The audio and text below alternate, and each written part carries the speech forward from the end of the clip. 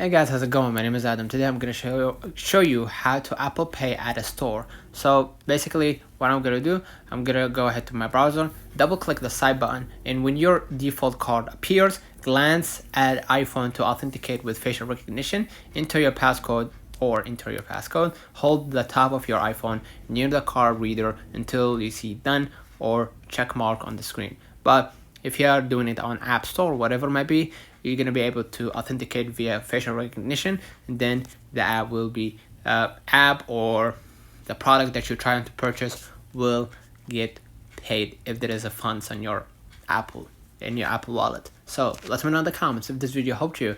Don't forget to like and subscribe, turn on the notification bell to receive every video we upload. Thank you for watching.